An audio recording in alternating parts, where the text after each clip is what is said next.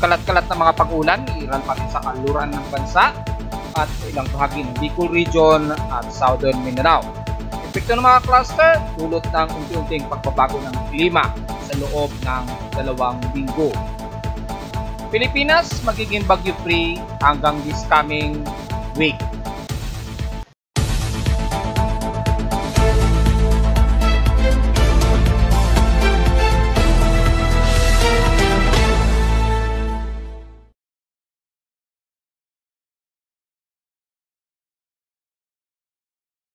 Hello, good morning mga folks. Welcome po muli sa ating Daily Weather Bulletin at Analysis para sa araw ng Biyernes, September 15, 2023. Ang oras nating voice from ngayong umaga ay alas 9:58 na o 59 na ng umaga.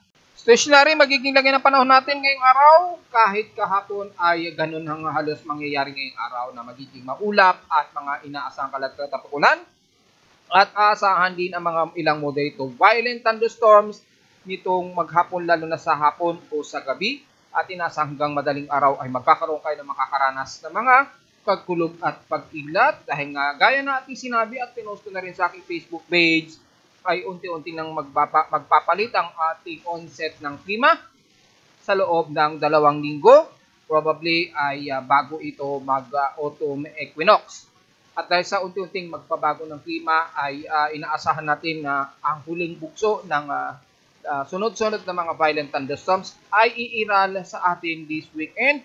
Kaya paghanda na at mag-ingat na lamang po, lalo na sa mga mangingisda natin sa baybayin, sa may kalurang bahagi at silangan ng bansa, especially sa northeast at northwestern Luzon. Kasalukuyan sa ating lightning detection system dito sa amin sa Caloocan ay nakaka-detect pa rin ako ng mga lightning strikes within 2-hour period at nakikitaan natin na hanggang umabot na naman ng more than 10 lightning strikes, lalo na sa may bandang baybayin ng Bicol Region at Quezon Province at sa kanluran naman ng Zambales ay may mga ilang pagtulog at pag-ilat din. Epekto ng salubungan pa rin ng malamig at init na hangin dulot ng ating southwest monsoon na unti-unti nang nagdi-discarrel ang mga flow nito dahil sa unti-unti nang nagbabago ang ating klima at unti-unti nang lumalapit ang jet stream ng ating aamihan dito sa may bandang North Pole. At nakikitaan na natin sa may bandang Someria na may dumadaloy na ilang mga northeasterlies papuntang Siberia. So mukhang lumalapit na unti-unti ang daloy nito. Pero sa ngayon hindi pa natin nararamdaman ito sa may bandang Southeast Asia, yung daloy nito. Kasalukuyan ay nasa may bandang Samaria pa lamang nakikitaan natin ang pagdaloy ng northeast monsoon na ito. At mahihina pa lamang ito sa ngayon. At base sa ating microwave imagery ng Doppler ay makikita may mga ilang kalat-kalat na pag-ulan dito sa may bandang Zambales at Olongapo at sa ilang bahagi ng Zambales. Dala na lamang ng pananggalang sa ulan ngayong umaga dahil asahan ang mga kalat-kalat nito at inaasahan din ng bugso ng mga pagkulog at pagkidlat lalo na sa bahagi ng silangan ng Luzon sa may Baler o pagitan ng northern part ng Bicol Region. Sa ating current conditions, overcast po at gloomy. Mahangin po ang inaasahan natin at mostly cloudy ang iniiral natin dito sa Metro Manila base sa aking weather station dito sa Caloocan, West Grace Park. At dahil nga po sa pagbugso pa rin ng ulit ng ating southwest monsoon ay inaasang medyo mahangin po. Pero magiging humid pa rin ang asahan natin panahon na ngayong araw. Sa ating lowest temperature na naitala sa aking weather station kaninang 5 o'clock AM ay nasa lowest of 26.8 degrees Celsius ang temperatura. Kahapon nakapagtala kami ng nasa 32.4 degrees Celsius. Kahapon ito ng hapon, 2 o'clock PM. At natili pa rin may active geomagnetic field tayo. At inaasahan natin hanggang mamayang after mga bandang alauna ay magtutuloy-tuloy ang geomagnetic field natin. So asahan po ang medyo interruptions pa rin sa ating mga radio telecommunications. Kaya na aking report kahapon ay asahan ang Mid-Pacific at madadamay na naman ang bandang West Pacific kasama na ang Pilipinas. Pero dahil aktibo pa lamang ito, mga naglalaro sa KP Index 3 or 4 ang geomagnetic field. Sa ating past 24 hours, o P16 in past 24 hours ay nangunguna ang Tuguegarao muli sa may pinakamataas na alinsangan, umabot sa 35.1 degrees Celsius. Sa Baguio City ay bahagyang tumaas ang kanilang temperatura na nasa 18 degrees Celsius, sarado po ito. At sa Inulan naman ay inulan dyan sa may bandang Quezon City, sa may bandang Science Garden, sa Pag-asa Office, na nakapag-record sa kanila ng total of 75 mm ang total rainfall. Ito yung malamang ay hanggang kagabi na may mga paggulog at pagkilag na nadedetect ng aking ng aking lighting detection system. Pero dito sa Caloocan, hindi naman umabot ang pag-ulan. Dahil typically, dyan sa may bandang Quezon Province hanggang Rizal, papasok ng Quezon City po ang inulan. Well, dahil po kahapon ay nakapagtala kami ng 32.4 degrees Celsius na temperatura. At inaasahang medyo mataas din ang ating heat index na nasa 43.2 degrees Celsius. Pero kung sisilipin natin nationwide mula sa mga weather stations ni Pag-asa since September 14 kahapon, ay bungad na bungad kagad na may pinakamataas ang Aparig Cagayan na umabot sa 48 degrees Celsius ang kanilang init pandama. At pumapangalawa lamang ang areas ng Sibisua, Pili, Camarines Sur na nasa 44 degrees Celsius ang init pandama. In the rest, mas mabababa na po ito. So, diyan sa may bandang Aparit ang nakakaranas kayo sila ng mga matinding alinsangan. So, asahan din ngayong araw despite na magkakaroon pa rin ng mga kaulapan at may mga inaasahang scattered rain showers. Sa ating outside humidity ay nasa 73% po ang ating outside humidity. So, asahan na naman ang humid na panahon. At bumababa ito ng 5% since last hour. Pero magiging dry air po at mataas ang ating atmospheric pressure at 1,011 hectopascals. So expected ang bahagi ng Luzon ay magiging dry air po o halos very dry air na mainit ang ating aasahang lagay ng panahon dahil pumataas ang ating barometric pressure dito sa Metro Manila ayon sa AccuWeather Station. Sa mga bebiyaheng ngayong weekend ay sumikat ang haring araw kaninang 5:44 AM at saan lulubog ito mamayang 5:58 PM. At wala tayong maibabalita tungkol sa buwan dahil nasa new moon po, kasalukuyang new moon sa atin. Sa high tide and low tide, eksakto po ay mamayang 10:12 AM ay eksaktong nasa maximum high tide tayo sa Manila Bay. So alam na po natin ang gagawin mga mangingisda dyan. At sa ating local weather outlook para ngayong weekend hanggang bukas at ito na Sabado magiging maulap po ang lagi ng panahon. Asahan pa rin ang localized thunderstorms at possible moderate to violent thunderstorms to lalo na po sa hapon maging sa gabi dito sa iba't ibang bahagi ng Luzon, sa Central Luzon hanggang Metro Manila yan. Take note yan mga folks. Ganon din bukas ng Sabado magiging maulap din na maghapon ng may mga localized thunderstorms at parehong nasa 95 to 100% ang chance ng uulanin dito sa amin sa Caloocan o kung hindi man ay sa Karatig NCR. At sa 2-day forecast of highest temperature or lowest temperature expected ay nasa 31 degrees Celsius ang highest at ang lowest naman ay nasa 25 to 27 degrees Celsius ang lowest temperature. Sa local weather advisory na auto-generated sa aking weather webpage, kaninang 3 o'clock AM namataan pa rin according kay Pag-asa na namataan nila sa layong 405 km north-northeast na ng Itbayat, Batanes. So nasa bandang Taiwan na ito at hindi ko na maikukonsider ito. Maikukonsider ko na lamang ito as remnants nitong si 92W dahil wala na pong significant ito na magkakaroon pa ng matinding epekto na bilang isang low pressure area o bagyo. Hindi na ito masyado ramdam at namataan ito ni Pag-asa sa may bandang Taiwan na ito. North-northeast na ng Itbayat dito sa bahaging Taiwan na po ito. So wala na po tayong magiging comment dyan dahil nasa bahagi na nga po ito ng Taiwan na hindi naman ramdam ang epekto.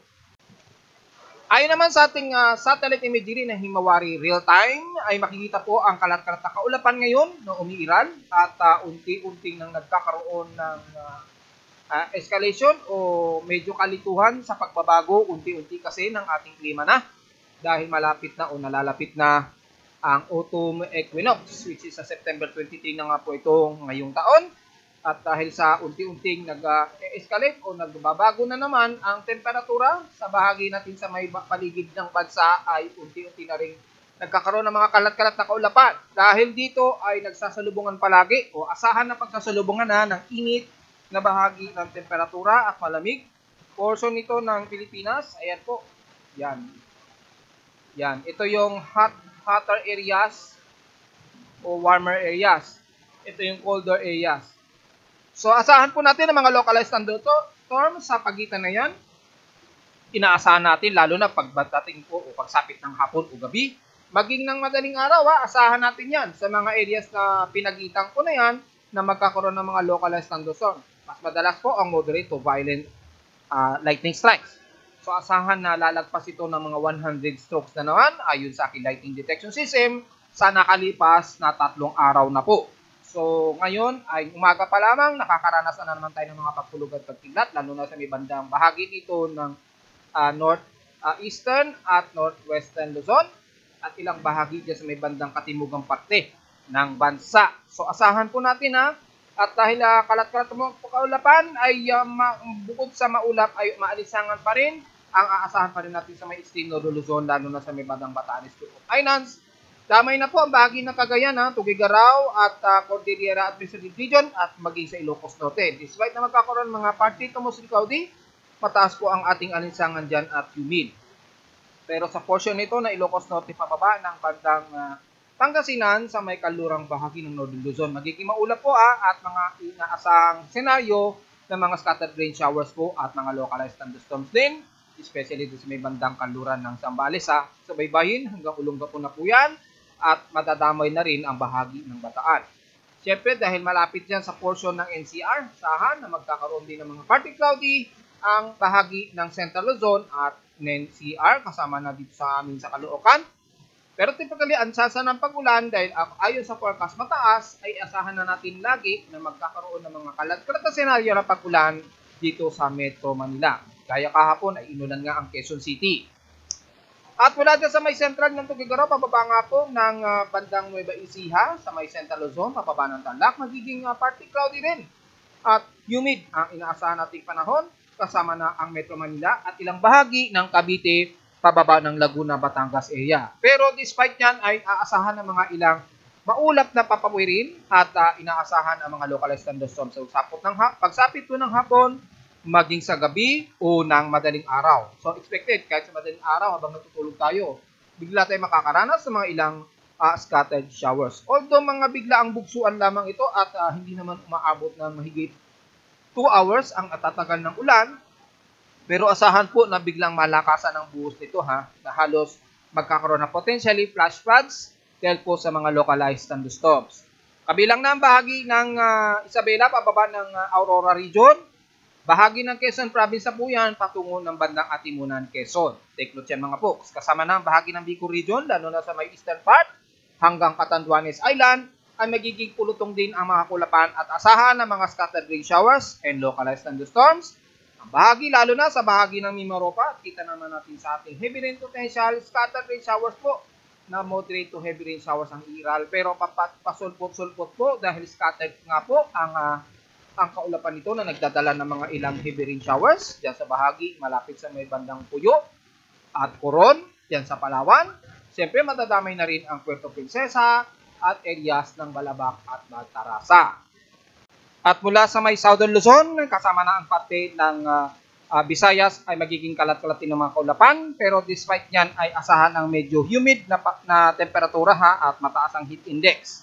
Pero may mga kalagtatang pag-ulan at mga localized thunderstorms din, pagsapit din ng hapon o gabi, maging ng madaling araw, mula dyan sa may west portion sa Visayas, sa bahagi ng Panay Island at Negros Region, at kasama na ang bahagi ng Central Visayas at parte ng Southern Luzon, mapaislaman yan ng Marinduque, Burias Island, Masbate, hanggang dyan sa parte na ng Isla ng Bulan, malapit na sa may parte ng Bicol Region ay magiging kalat-kalat din ang mga kaulapan, pero mataas ang ating alinsangan at heat index.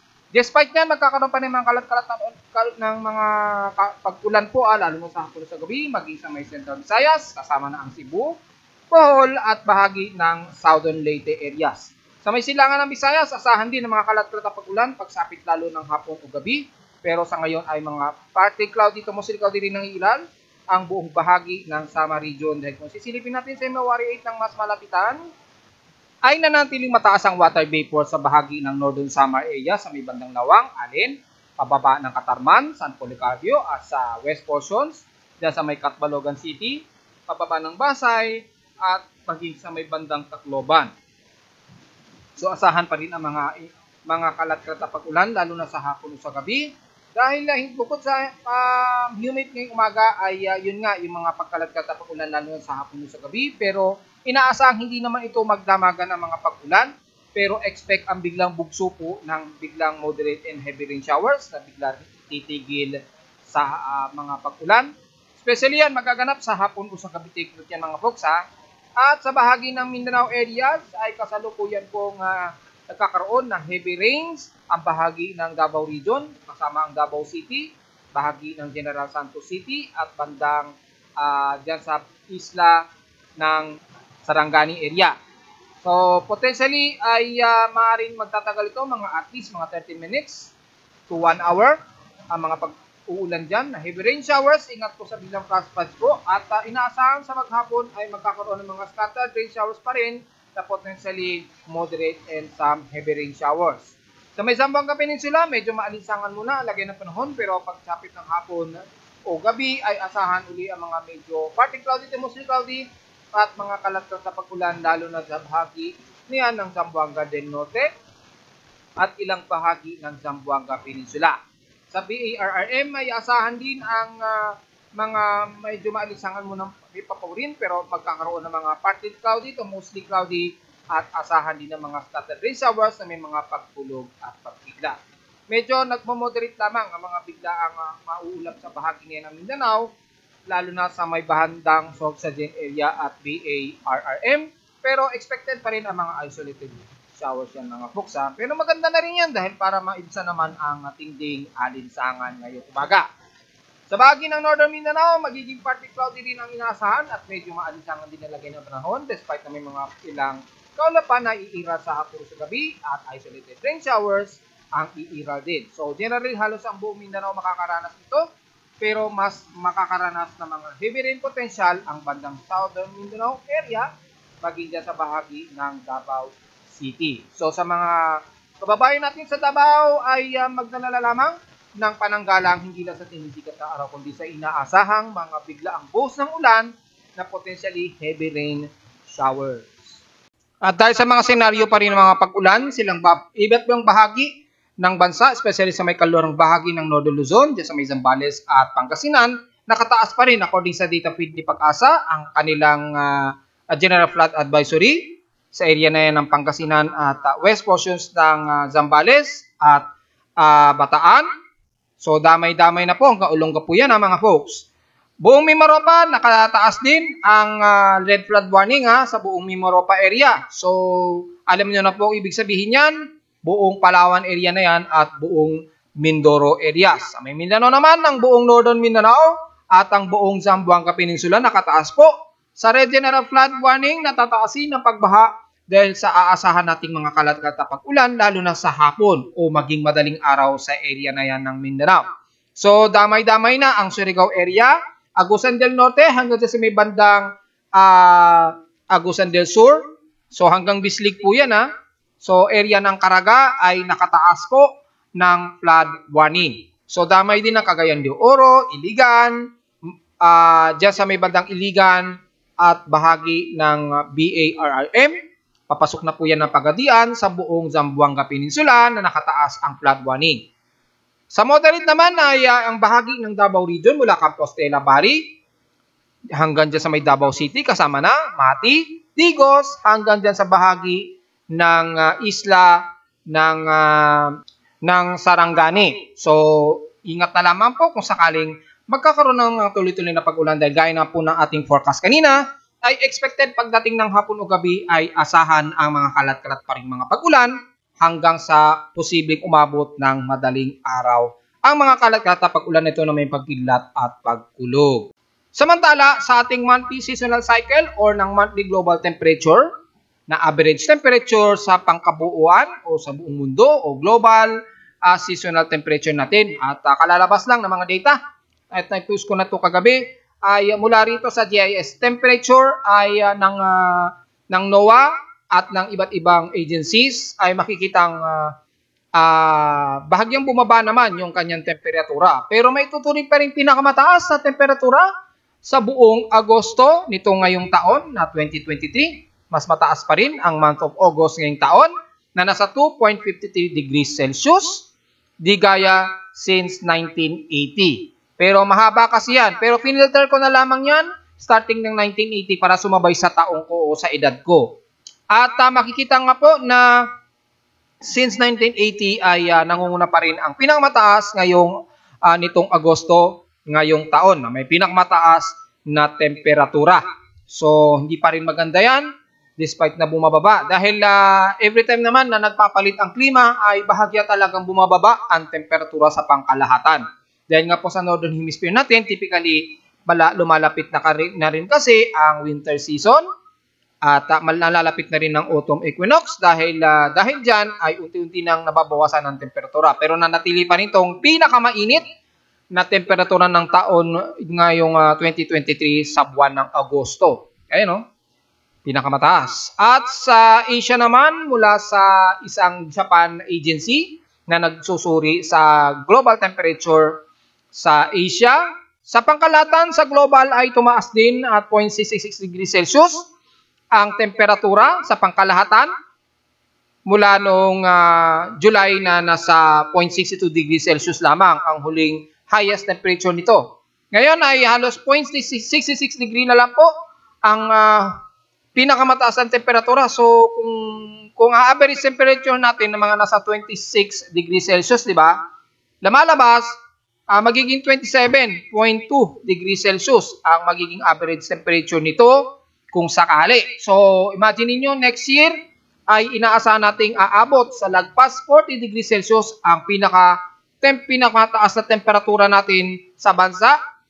Kung sakaling magtumaas pa nito at magtutuloy-tuloy ang pagtaas ng temperatura natin sa pangkalahatan. Hindi po yan maganda dahil mas lumalala po ang temperatura. Ayan, oh. Mula May, 0.39 degrees lang. Pagdating ng June, 0.5. July, 0.62. Tapos pagdating ng August, 0.66. Pansin nyo, pataas pa rin siya ng pataas. Hindi po yan maganda mga folks. Kaya sana yung panawagan ng ating World Meteorological Agency at sa buong klima sa pangkalahatan ay dapat nang gawa ng solusyon ito sa lalong madaling panahon. Dahil kapag talaga tumagal ito ng 5 taon, probably, ay magkakaroon tayo ng krisis sa buong mundo, lalo na sa paglala ng pagtaas ng temperatura natin sa buong mundo. Pinaka-warning ko yan at paulit-ulit nating pinapa-announce na huling babala natin yan ngayong 2023. At hanggat maaari ay mabago na sana at gawa na ng solusyon ito ng iba't ibang mga bansa sa buong mundo. At yun dahil naman sa ating low pressure area na binabantayan, halos yung isa ay C92W ay subtropical na po ito, o subtropical depression, hindi na natin masyado pansin yan. At C92W naman ay halos may consider ko na lamang na remnants na lamang yan nasa may bandang Taiwan. So hindi na po yan masyado significant na papansinin natin. Sa ngayon, wala tayong namamataan na anumang potentially na low pressure area na bago. Pero dito sa may bandang Vietnam ay may nakikita tayong mataas na anomaly na naglalaro sa 40%. Pero may maliit pa rin na tsansa ito na magkaroon ng development sa ngayon. Pero inaasahan natin babantayan ito dahil potentially posible pa rin itong tumaas sa 60 to 80% chance na pwedeng maging isang bagong low pressure area na itataas na ang infrastructure sector sa loob ng 48 hours yun. Kabuuman po ay probably malayo ito sa bansa sa labas ng ating Philippine Area of Responsibility at inasang nasa vicinity ito ng Vietnam or ng bandang Hainan sa southern China. At very shallow naman ito na magdadala ng mga biglaang malalakas ang pagulan sa bahagi ng Vietnam na yan at southern China area sa may Hainan. Kung sakaling maging isang bagong low pressure area, kaya hindi natin masyado seseryosohin masyado dahil malayo nga ito sa bansa. At kung titingnan natin sa kanyang global spectrum model ay hindi naman masyadong significant na magiging isang ganap na bagyo ito kung sakaling itaas ito as invest. And the rest, wala tayong namamataan sa ngayon na mga ilang sirkulasyon, pero may namamataan tayo sa silangang bahagi ng Mindanao na natili itong shallow at mahihina pa yung mga vorticity nito. However, kung sa kanyang mean sea level pressure ay may tuturing natin wala tayong aasahang pamumok ng sama ng panahon o bagyo sa loob at labas ng ating Philippine Area of Responsibility hanggang this coming weekdays po. Ayan, dahil wala tayong nakita na significant na pagbaba ng atmospheric pressure hanggang September 20 to 21, 2023 according dito. So, probably mga hanggang next Wednesday ang pinapakita rito ng forecast na walang inaasang pamumuo ng sama ng panahon. However, dahil very dynamic, posibleng bigla tayong magkaroon ng biglang vorticity sa area na to, lalo na sa may silangan ng Mindanao. So, titingnan pa rin natin dahil kung sisilipin natin yung vertical wind shears ito, kung may favorable tayong namamataan. Medyo may favorable kasi sa may bandang Marshall Islands. Pero medyo hilaw ito at insignificant. At posibleng magiging mababaw lamang ito sa loob ng 3 araw. However, dahil mainit po ang temperatura, inuulit natin, dahil ang ating West Pacific Basin ay mataas po ang temperatura dyan na umaabot ng 31 degrees Celsius, ang area na ito ay posible pa rin ang biglaang pamumuo at biglaang pag-rapid intensification ng mga favorable circulation nito na hilaw. Dahil kapag babasin natin ang mga convergence, mataas po ang convergence dito sa may bandang Micronesia area. Yan, nasa halos 33 kilometers per hour yung kanyang shallow convergence na. At yung kanyang kontrahangin maging ng divergence niya, kontrahangin ay mataas po o halos 65 to 77 kilometers per hour. Pero meron din sa may bandang silangan nga po ng Mindanao sa labas ng ating PAR na nagkakaroon pa rin ng accumulation. So, babantayin natin dahil anytime naman this weekdays next week ay asahan na magkakaroon ng mga favorable vorticities area na yan. Anyway, pag-usapan ng vorticity ay inaasahan natin na magkakaroon ng moderate. Ayan nga po yung ating pinipinpoint. So, mabantayan natin yan kung sakali. Pero sa ngayon, medyo hilaw pa yan at very insignificant na maging isang ganap na invest sa ngayon. Well, titingnan natin, probably mga next week na natin malalaman ang konfirmasyon kung yan ay magkakaroon ng invest formation. So, yun lamang po. Wala tayong masyadong aasahan na sama ng panahon nga ditong this weekend. So, wala tayong mapapansin dito sa mga forecast ng computer models. Very insignificant, maging kay SMWF. Walang output si NABGEM. So, yung dalawang weather agencies ng GFS at SMWF ay walang pinapakita sa ngayon na significant na may mamumuong sama ng panahon hanggang this coming weekdays. Pero pagsapit ng Lunes, next week ay titingnan natin kung magkakaroon nga ng favorable vorticity yung mga nandito sa may bandang Eastern Mindanao sa labas ng ating PAR o malapit sa may southeast ng Guam. At narito naman ating 3-day 20 weather forecast para sa araw ng Biyernes, September 15, 2023.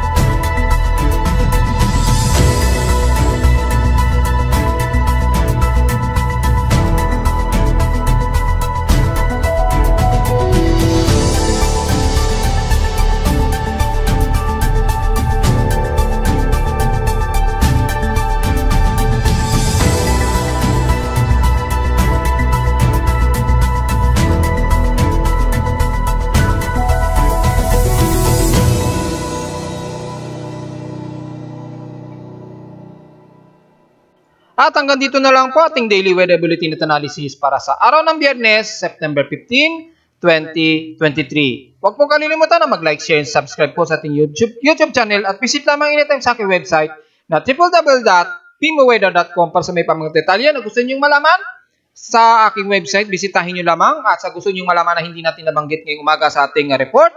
Pakikita nyo naman ang buong detalye, lahat ng gusto niyo yung malaman lalo na sa pamumuo ng mga low pressure area o low pressure systems natin o anumang sama ng panahon at sa may mga data feeds mula sa iba't ibang weather agencies. Maraming salamat mga folks at happy weekend po sa ating lahat.